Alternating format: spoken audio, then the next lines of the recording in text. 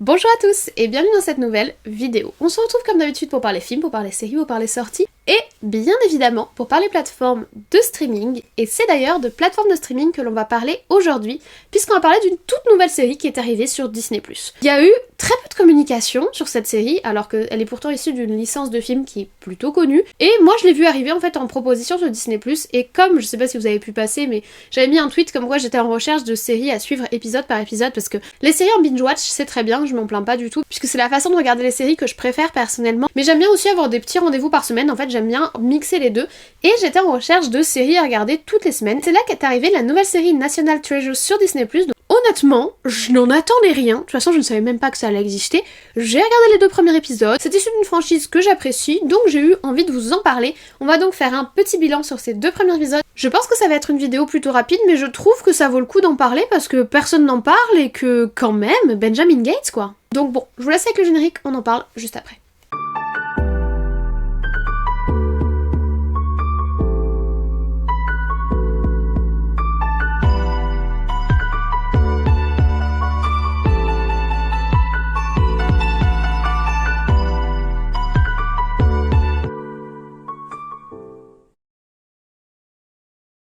Alors, la série National Treasure Age of History, de son titre français Trésor perdu, le secret de Moctezuma, les 2 titres n'ont absolument rien à voir, soyons honnêtes, est une toute nouvelle série sur Disney+. Les 2 premiers épisodes sont sortis le 14 décembre dernier sur la plateforme et c'est une série qui est supposée compter 10 épisodes dans sa saison 1. Elle devrait donc se terminer le mercredi 8 février 2023. C'est une série de type aventure dont les épisodes sont prévus pour durer entre 45 minutes et 1 heure, en tout cas on est à 50 minutes pour chacun des 2 premiers épisodes. Mais le plus important pour cette série est ailleurs. Cette série n'est pas une création originale, c'est en fait un dérivé de la franchise National Treasure, plus connue sous le nom des films Benjamin Gates. Les films Benjamin Gates, c'est en fait 2 films, le premier qui est sorti en 2004 et qui s'intitulait Benjamin Gates et le trésor des Templiers, et le second qui est sorti en 2007 et qui s'intitulait lui Benjamin Gates et le livre des secrets. Ces 2 films mettent en scène le personnage Benjamin Gates donc qui est un chasseur de trésors. Alors lui il se voit comme un historien mais en fait non, il chasse des trésors, il aime suivre des pistes et des énigmes. Et ce personnage de Benjamin Gates était incarné à l'écran par le king absolu Nicolas Cage. On a déjà beaucoup parlé de Nicolas Cage sur la chaîne, on a parlé dans son dernier film où il valait des milliards ou je sais plus quoi, Un talent d'or massif. C'est un acteur qui a été beaucoup critiqué parce que déjà il a été supra prolifique et pas forcément que pour des bons films entre guillemets, et aussi parce qu'il fait des choix de projets qui sont toujours assez improbables. Il a fait de grands blockbusters comme ceci les Benjamin Gates qui étaient financés par la Disney Company et qui étaient quand même des films à gros budget avec beaucoup d'effets spéciaux qui étaient prévus pour sortir au cinéma, etc. Il a fait des films beaucoup plus bizarres, voire des films complètement what the fuck. Il a beaucoup de films what the fuck à sa filmographie. Je vous renvoie vers mon top 10 des films what the fuck où Nicolas Cage est vachement présent. Donc c'est un acteur que moi j'aime bien parce que il y a quelque chose d'assez marginal et d'assez original dans sa carrière et surtout je l'aime beaucoup dans son incarnation de Benjamin Gates. Moi j'ai grandi avec ces 2 films, surtout le Trésor des Templiers mais aussi le Livre des Secrets. Petite j'étais pas trop Indiana Jones parce que niveau aventurier il y avait principalement Indiana Jones, mais les films étaient déjà un peu vieux pour moi quand j'étais petite et puis je comprenais pas tout, les histoires avec les nazis, tout ça quand j'étais petite, ça m'en mettait pas plein les yeux, clairement, le fouet, machin, alors que Benjamin Gates, des trésors cachés dans des pyramides, un message derrière la déclaration d'indépendance américaine, j'adorais, c'était vraiment les petits films d'aventure comme j'aime en fait, ces films qui sont so années 2000 et avec lesquels j'ai grandi, et j'ai une affection et une sensibilité particulière pour les 2 films Benjamin Gates qui sont vraiment importants dans mon expérience cinématographique. Et moi ce que j'attendais dans cette franchise, c'est qu'on nous a promis un 3e opus qui était supposé initialement sortir en 2022, je pense que c'est mal parti puisqu'on est quasiment presque à la fin du mois de décembre, donc là je pense pas, c'est censé se passer sur l'île de Pâques le prochain opus et moi j'étais à fond, mais par contre personne ne m'avait parlé d'une série dérivée. À la création de cette série dérivée, on retrouve Cormac et Mariam Wyberley. Alors Cormac et Mariam Wyberley, ils étaient au scénario sur le premier film, Le Trésor des Templiers. Donc ils sont familiers avec l'univers de Benjamin Gates. Par contre, ce sont les seuls qui ont déjà travaillé sur un film Benjamin Gates, hormis un acteur sur lequel on va revenir plus tard. Et ce n'est pas Nicolas Cage, je vous vois venir. Non, il est pas pour le moment, il est pas là. Donc si le couple Wyberley est à la création, c'est à la réalisatrice indo-américaine Mira Nair qu'on a confié la réalisation et la mise en scène de tous les épisodes de la série. C'est une réalisatrice qui s'est spécialisée dans un cinéma à destination internationale pour porter la culture indienne à l'international, parce qu'on sait que le cinéma indien, notamment le cinéma de Bollywood, sort finalement assez peu des frontières de son pays, et elle a vraiment pour objectif d'internationaliser la culture cinématographique indienne. Elle a ainsi réalisé plusieurs films, notamment Mississippi Masala, Le mariage des moussons qui avait reçu un Lion d'or à la Mostra de Venise, ainsi que Salam Bombay qui avait été nominée aux Oscars il y a quelques années. Donc c'est quand même une réalisatrice qui s'est fait remarquer pour ses productions et qui réalise là les 10 épisodes de cette série. Cependant, malgré ce qu'on peut croire, la série ne se passe absolument pas en Inde, mais sur le continent américain, à la fois l'Amérique du Nord où se centrent les actions de début de film et l'Amérique du Sud puisque c'est la culture de l'Amérique du Sud, ainsi que des mystères issus notamment de la culture aztèque qui sont mis en avant dans la série. D'ailleurs, qu'est-ce qu'elle nous raconte cette série? Nous allons suivre Jess Valenzuela, elle a 20 ans, c'est une jeune fille qui a été abandonnée très jeune par son père, élevée par sa mère qu'elle a malheureusement perdue, et qui vit en coloc tout en finançant bon an mal an sa vie avec des petits boulots. Cependant, Jess, elle a un talent pour les énigmes, un talent naturel qu'elle exerce dans les escape games où elle va avec ses amis, ou encore au quotidien par des petites missions ou des aides qu'elle va apporter à son patron par exemple. Elle a une très bonne mémoire, elle arrive très bien à lier les choses, etc. Or, alors qu'elle est un jour à la recherche d'un client qui a des impayés pour son entreprise, elle va alors rencontrer un vieil agent du FBI que vous connaissez déjà, puisque c'était lui qui avait pourchassé en 2004 Benjamin Gates et qui l'avait attrapé d'ailleurs. Et ce vieil agent du FBI va lui transmettre un mystère, le début d'une énigme dans laquelle elle va plonger à corps perdu, car celle-ci va lui parler à la fois de son père et d'un trésor aztèque caché depuis des centaines d'années. Mais évidemment, et comme toujours dans une histoire à la Benjamin Gates, il y a aussi des méchants qui sont méchants, et devinez ce que veulent les méchants, ils veulent aussi le trésor, mais ils le veulent méchamment. Ce qui nous confirme que nous sommes bien dans le genre de scénario auquel on est habitué dans les films un petit peu d'aventuriers chasseurs de trésors. Il y a les chasseurs de trésors gentils et il y a les chasseurs de trésors méchants, mais ils chassent tous des trésors. Tant qu'on est sur les protagonistes et les antagonistes, parlons un petit peu du casting. Pour incarner Jess, nous avons Lisette Alexis qui a pour le moment pas une filmographie très impressionnante, mais qui a joué en 2021 dans un film d'horreur qui s'est intitulé We Need to Do Something et qui a pas rencontré un très grand succès. On retrouve également Catherine Zeta-Jones, dont on a très récemment parlé sur la chaîne, puisqu'elle incarnait Morticia Adams dans la série Mercredi, qui fait un tabac sur Netflix. Qui retrouve son rôle d'agent Peter Sadusky, nous avons Harvey Keitel, qui est toujours aussi excellent. Personnellement, je l'avais déjà beaucoup aimé, ce personnage, qui est entre l'anti-héros et à la fois le soutien de Benjamin Gates. Il est toujours un petit peu dans ce rôle antagoniste ici, et je trouve ça important quand même s'ils n'ont pas Nicolas Cage dans la série, d'avoir des personnages qui font le lien, et c'est pas le seul. Mais si vous voulez voir Harvey Keitel dans d'autres films, il était également dans le très connu Pulp Fiction, ou encore en 93 dans un film que j'aime beaucoup qui est La leçon de piano. Et pour compléter le tableau, nous avons également Lyndon Smith qui va incarner un agent du FBI, Zuri Reed qui incarne Tasha, la meilleure amie de Jess, ou encore Justin Bartha qui devrait retrouver le même rôle qu'il avait dans les films Benjamin Gates. Donc le premier point intéressant à noter sur le casting, c'est qu'on retrouve des figures des précédents films, ce qui est toujours appréciable si on va faire une continuité entre l'histoire de la franchise originelle des deux premiers Benjamin Gates et cette espèce de série dérivée. Si on ne retrouve pas l'acteur éponyme Nicolas Cage, il faut quand même qu'il y ait des atomes crochus, et j'avoue que j'ai été contente au fil des épisodes, je m'étais pas du tout renseignée sur le casting avant, de retrouver des têtes connues. Honnêtement, quand l'agent Peters il apparaît à l'écran, j'étais en mode ah là je connais, ça c'est le National Treasure que je connais. Donc ça fait plaisir à voir. Maintenant, le bémol de ce casting, c'est qu'on a une fois encore, comme pour toutes les franchises que Disney essaye de remettre à l'image à travers des séries notamment, un casting super adolescent. Alors oui d'accord, là l'héroïne elle a 20 ans, elle est pas à l'école, elle est dans la phase de petit boulot études, mais il n'empêche que je ne comprends pas qu'est-ce que c'est cette obsession que Disney a de constamment nous faire des héros et héroïnes de leurs histoires qui sont ados. C'est ce qu'ils ont fait avec Willow, c'est quasiment ce qu'ils nous ont fait avec Rings of Power. Je commence à être saoulée par ces remises au goût du jour de franchise où le seul truc qu'il faut pour que ça plaise aux jeunes, c'est de mettre des jeunes. Spoiler alerte, pas du tout, et ça commence à être un schéma un petit peu usant. Il serait temps de changer la corde, changer le disque, enfin je sais pas, essayer de vous démarquer un minimum. Et là, rien qu'à voir le casting, on voit qu'ils vont rentrer dans les mêmes délires que Willow, qu'ils vont rentrer dans les mêmes délires que Rings of Power, ou alors les elfes ils ont d'accord 3000 ans, ils se comportent comme des ados, comme héros, les mêmes délires que ce que fait massivement Netflix, avec des séries où on a une récurrence de héros très jeunes. Alors oui, certaines de ces séries marchent, mais ça veut pas dire pour autant qu'il faut tous faire pareil, et ça c'est le premier point où d'avance j'étais saoulée dès que j'ai vu. Franchement, les 5 premières minutes, j'ai vu le groupe de l'héroïne et je me suis dit ah super, c'est encore des ados ou très jeunes adultes comme d'habitude. Et donc forcément, qu'est-ce qu'on va avoir? Des romances pompon cucu, et ça, j'en peux plus. Mais on reviendra là-dessus un peu plus tard. Commençons comme d'habitude par la direction artistique. Et premier point, le générique. C'est très important pour une série parce que le générique, soit il est mystérieux et petit à petit il nous apporte des indices, soit il décrit l'identité visuelle et thématique de la série, soit il se fait tout petit et il se fait un petit peu oublier. Mais en tout cas, le générique c'est toujours un indice assez évocateur de la qualité d'une série. Là, j'ai trouvé que le générique était très sympa. La musique fait penser à la musique thématique habituelle qu'on avait avec les films Benjamin Gates. On a une ambiance vieille carte, vieux bouquin, le petit parcours avec les croix. Enfin, on a une ambiance chasse au trésor qui est assez sympa. Le générique est assez numérique alors qu'au final, dans les épisodes, on a très peu d'effets spéciaux. Et d'une manière générale, dans Benjamin Gates, on avait très peu d'effets spéciaux. C'était ces espèces de...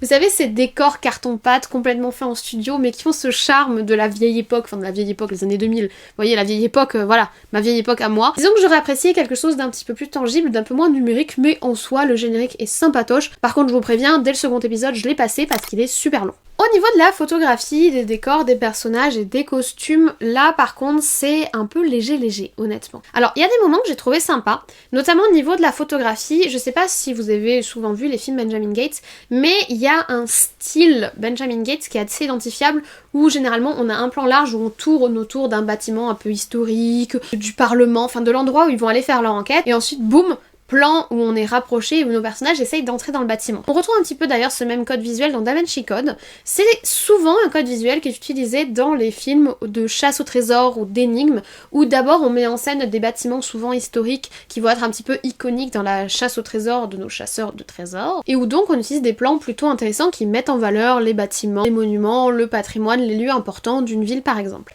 Ça, on le retrouve et je trouve ça bien, et j'avoue que c'est les rares moments où j'ai vraiment vu le lien avec les films. Il y en a d'autres, mais honnêtement, le lien avec les films est très ténu, mais visuellement, c'est les rares moments, ça et les petites énigmes. C'est-à-dire les moments où Jess, de la même façon que Benjamin Gates dans les films, ils entrent en espèce de transe. Je viens d'avoir la révélation divine, j'ai vu tel nom, je l'ai déjà vu quelque part, vite, faisons tourner le machin bidule de 3 quarts et demi. Bref, des énigmes un petit peu toujours téléphonées que seul notre personnage principal peut résoudre. À part ces moments-là et les moments où il tourne autour des bâtiments, visuellement ça ressemble pas du tout au film qu'on connaît. On a des décors assez lambda, très honnêtement, le truc du FBI avec des bureaux, une maison hyper design, genre architecte. Au niveau de la déco, on n'est pas particulièrement original non plus, au niveau des décors, au niveau des lieux. Franchement, ça casse pas 3 pattes à un canard visuellement. Y a pas de scène particulièrement intéressante, les cuts sont pas fifous. Le seul truc qui pourrait être un peu sympa, c'est les effets spéciaux entre guillemets qu'ils utilisent pour mettre en valeur les indices que l'héroïne remarque et que personne d'autre n'aurait remarqué à sa place.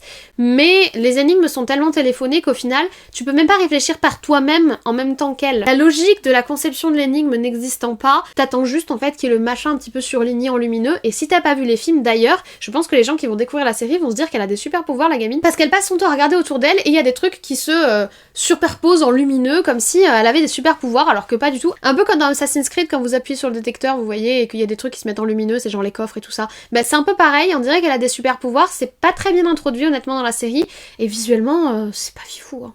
Autre point qui complète la direction artistique et qui pour le coup est très positif, les musiques. Les musiques sont 100% inspirées des musiques des films et elles m'ont donné le petit frisson de satisfaction du fan qui retrouve un univers qu'il aime bien. Sois honnête de ce côté-là, c'est 3 fois rien, et vu que de toute façon ils ont les droits sur les musiques, qu'ils ont les droits sur la franchise originale, bah ils peuvent se le permettre. Mais des fois ils se le permettent pas et c'est frustrant. Là au moins ils jouent la carte de la musique un petit peu souvenir, de l'effet Madeleine de Proust. Écoutez sur moi ça a marché. Tous les moments ils ont passé la musique que je connaissais, j'étais en mode oh c'est la musique, je reconnais. J'étais un peu contente. Donc on va dire que c'est l'un des rares points forts de ces premiers épisodes. Maintenant on va en arriver à 2 points qui vont être un petit peu plus douloureux à aborder je pense. On va commencer par le scénario original. Le scénario est complètement téléphoné. Mais c'est absurde, ça ne se tient pas. Du coup, la suspension d'incrédulité ne fonctionne pas parce que on se retrouve dans des situations ultra absurde. Vraiment, ça n'a pas de sens. Donc l'agent Sadusky, quand il est chez lui, qu'il est devenu vieux et un peu gâteux, cette scène n'a pas vraiment de sens.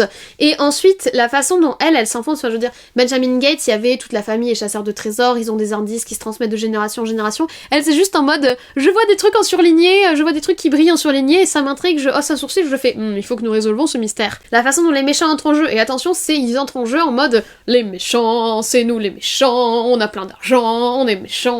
Alors c'est vraiment le cliché du méchant très très méchant.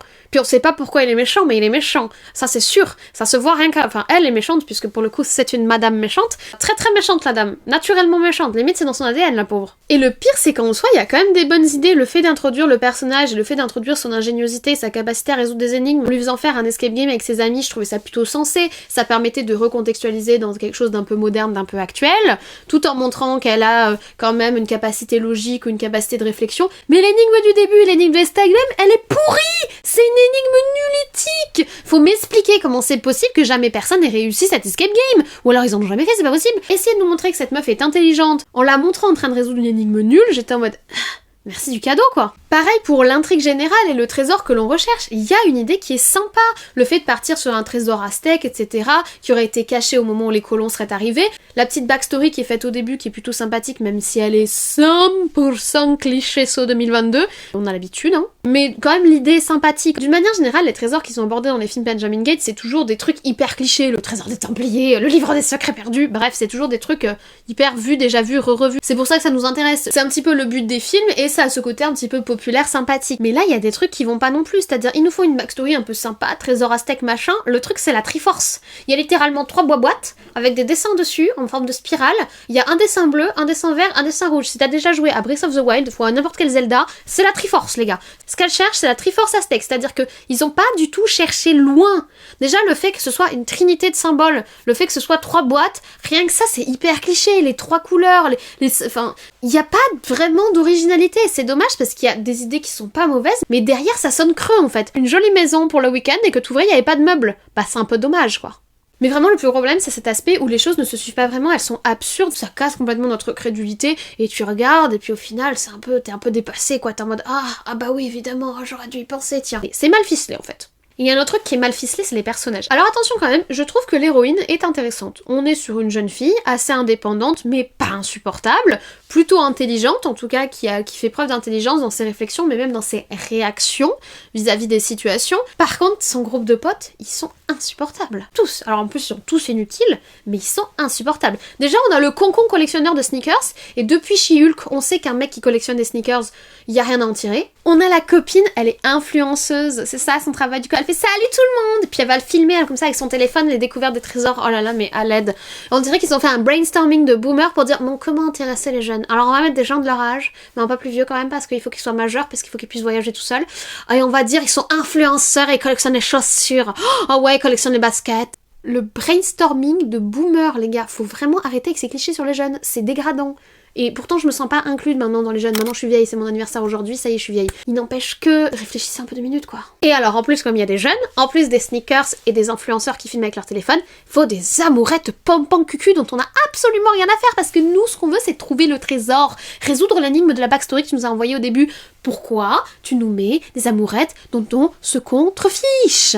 Mettre une petite amourette en filigrane, comme dans les films Benjamin Gates, c'est un truc en filigrane derrière, un peu gentil où tu sens qu'il se court après mais pas trop, et voilà, c'est tout. Mais là, dès le premier épisode, le sujet principal qu'on développe sur nos personnages, sur le character development, c'est qui couche avec qui, et qui a couché, et qui est plus avec, mais je m'en fiche, je regarde pas de la télé-réalité, ça me fatigue, ça commence à me fatiguer, je commence à être fatiguée. Disney, je te parle, on se réveille, on peut pas faire ça avec toutes les franchises que t'as achetées. Tu peux pas dire, j'achète un machin, je fais une version série avec des ados, pampan cucu, machin, les amourettes. Non, c'est pas possible, faut arrêter. Maintenant, il y a quand même 2-3 trucs positifs au niveau des personnages, notamment l'agent Sadowski, comme je vous ai dit, ça fait très plaisir de le revoir et ça fait un fil rouge intelligent par rapport au film, et je trouve que pour le moment, au vu des 2 premiers épisodes qui sont sortis, attention, je n'ai vu que les 2 premiers, l'agente du FBI peut avoir du potentiel. Donc en fait, on a une héroïne qui est pas trop conne, et 2 personnages qui sont plutôt intéressants. Maintenant, malheureusement, la majorité des personnages qu'on voit à l'écran sont des gros relous. Et c'est là qu'on en arrive sur mon avis final, mon petit bilan sur ces 2 premiers épisodes. Honnêtement, c'est pas fifou. C'est pas dingue, c'est peut-être pour ça qu'il n'y a pas eu de communication dessus. Il y a du budget, il y a quand même une volonté et un investissement dans cette série, je comprends pas trop quel public est visé. À mon avis, les films Benjamin Gates sont plus trop connus aujourd'hui, donc est-ce qu'ils essayent de les faire connaître, est-ce qu'ils essayent de préparer le terrain pour le 3e qui compte sortir, je ne sais pas, mais s'ils préparent le terrain comme ça, pour le moment, ça donne pas beaucoup d'espoir. Après, honnêtement, comme je vous dis, la backstory et l'énigme de base et l'histoire du trésor aztèque caché pour pas que les colons le volent, je trouve ça intéressant, et ça me donnera envie de regarder la suite de la série. Donc peut-être que je vais laisser sa chance au 3e épisode, mais s'il continue sur les romances pompon cucu, je vous préviens, j'arrête. Moi, j'en ai marre de comment rafraîchir une licence, on fout des ados, on fout des histoires de cul, et vas-y que je te pousse. Je commence à en avoir ras la cacahuète. C'est plus possible. Va falloir arrêter, va falloir essayer d'avoir de l'imagination. Je sais que c'est pas donné à tout le monde, je sais que c'est pas facile, ça va peut-être vous demander un petit peu d'énergie, un petit peu d'effort, mais il y a quand même des efforts. Sur la bande musicale, il y a des efforts, il y a 2-3 clins d'œil qui sont faits visuellement, il y a des bonnes idées. Je sais pas, essayer de miser sur ces bonnes idées. Je suis pas convaincue quand même, je me suis un peu ennuyée sur ces 2 épisodes, parce que j'ai quand même vu 2 heures de ça. Si ces 2 épisodes sont supposés alpaguer le chaland pour les prochains, honnêtement c'est pas très convaincant. Le fait qu'il y en ait 6 des épisodes et pas 8, ça me fait un peu peur aussi. Je vais laisser sa chance au 3e épisode, au nom de mon amour pour le Benjamin Gates de Nicolas Cage, mais voilà, je vous ai prévenu, s'il y a trop d'amourettes débiles qui servent à rien, moi, j'arrête les frais. Du coup, est-ce que je vous recommande de regarder la série? Pour le moment, honnêtement, non. Je vais crash tester pour vous le 3e épisode, si jamais. Je vous mettrai un petit short en ligne sur ce 3e épisode. Voilà, je vais crash tester pour vous. Ça se trouve, le 3e épisode, ça va être une révélation et je vais vous dire, ah, finalement, c'est plutôt intéressant. Mais là, pour le moment, c'est pas du tout un genre de contenu que je recommande. Après, j'avais pas d'espoir du tout, j'avais 0 attente. Je crois que c'est Dewey, un grand sage, par ailleurs, qui dit, je ne m'attendais à rien et je suis quand même déçue. Bah, c'est exactement ça.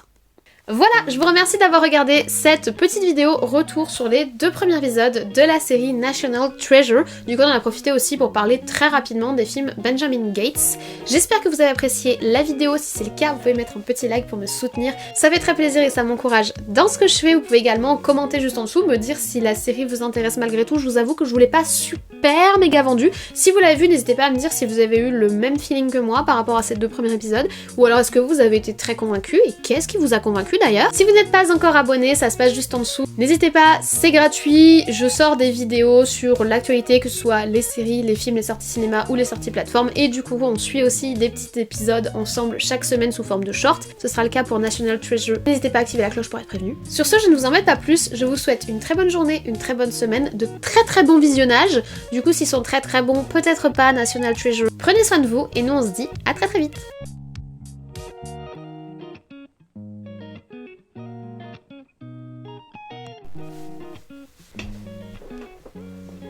Alors, la série National Treasure of OG. De son titre français, Trésor perdu, le secret de Moctezuma. 1, 2, 3, 4, 5, 6, 7, 8, 9, 10. Les films Benjamin Gates, les méchants. Le premier qui est sorti en 2004 et qui s'est intitulé... Il y a quelque chose d'assez... Bon, d'un autre côté, on peut le comprendre. Puisqu'elle incarnait Morticia Adams dans la série Mercredi. Qu'est-ce qu'il y a? T'as fini, oui. Bah oui. Ou d'une... Je sais pas... Attends, je viens d'avoir la révolution... Attends, parce qu'ils sont très méchants. Quoi de plus? Oh, tout ça, oh là là, mon dieu. C'est un petit peu dommage que ce soit aussi mal ficelé. On sait qu'un mec qui collectionne stickers... On sait qu'un mec qui collectionne... On sait... Ah ouais, non, c'était pas très bon. C'était pas très bon. Heureusement que c'était une petite pause détente que je me faisais parce que...